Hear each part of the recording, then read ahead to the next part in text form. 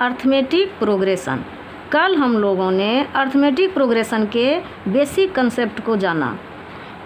आज हम लोग उससे संबंधित सवाल को डिस्कस करेंगे। कल ऑब्जेक्टिव टाइप्स का 1-2 सवाल हमने बताया था। आज an वाला फार्मूला an ज्ञात करने के लिए सीखेंगे।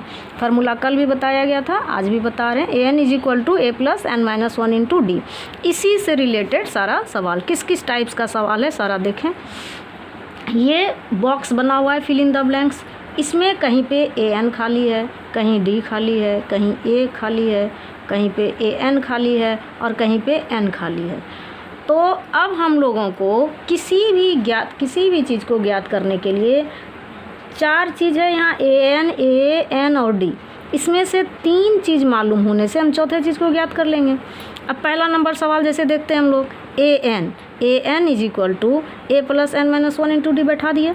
अब यहाँ पर a पता है बैठा दिए, n पता है बैठा दिए, d पता है बैठा दिए, सारे का वैल्यू पुट कर दिए।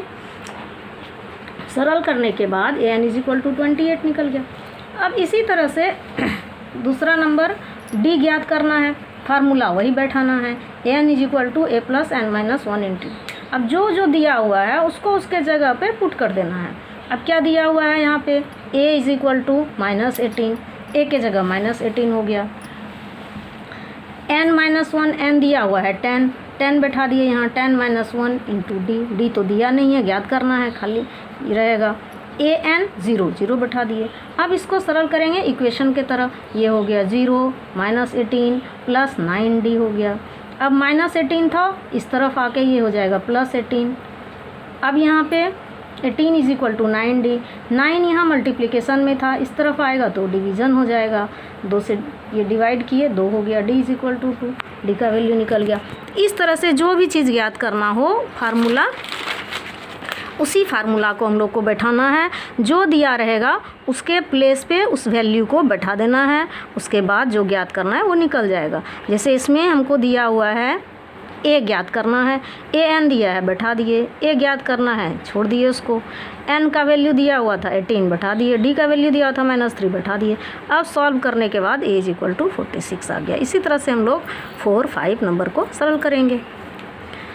अब दूसरे तरह का सवाल है, जैसे यहाँ पे अब इसमें क्या है कि खाली जगह है, समानांतर श्रेणी दिया हुआ है, उसमें कुछ पद खाली है, तो उस पद को हमको ज्ञात करना होगा। फार्मूला वही बैठाना है। अब देखिए तरीका, अब a दिया हुआ है 2, जो दिया हुआ है उसको पहले हम लोग लिख लेंगे, जो दिया हुआ है उसको पहले लिख लेना है। तो यहाँ पर a = 2 दिया हुआ है। अब a3 दिया हुआ है 26, a2 हमको ज्ञात करना है, ठीक है। तो कोई भी पद ज्ञात करने के लिए हमको a चाहिए और d चाहिए। d ज्ञात करने के लिए a3 का मदद लेना होगा।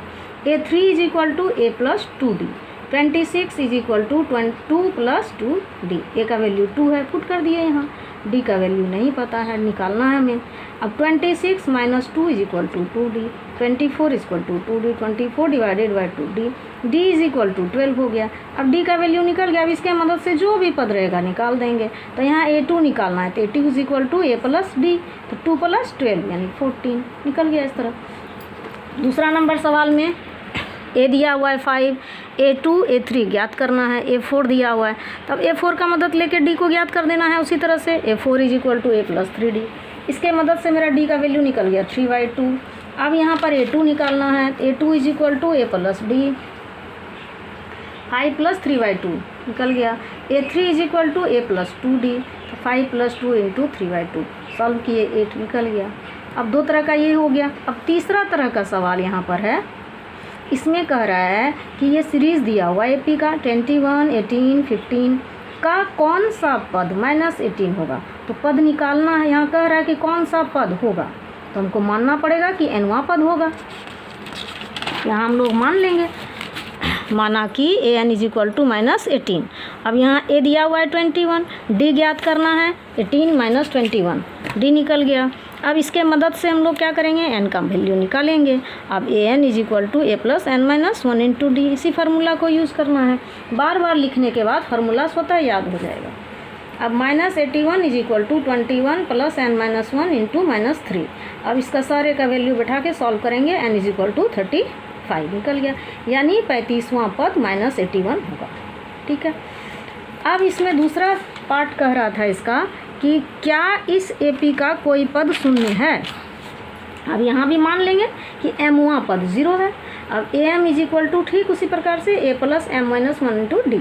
अब सारा वैल्यू बैठा देना है, AM 0, A 21, D -3।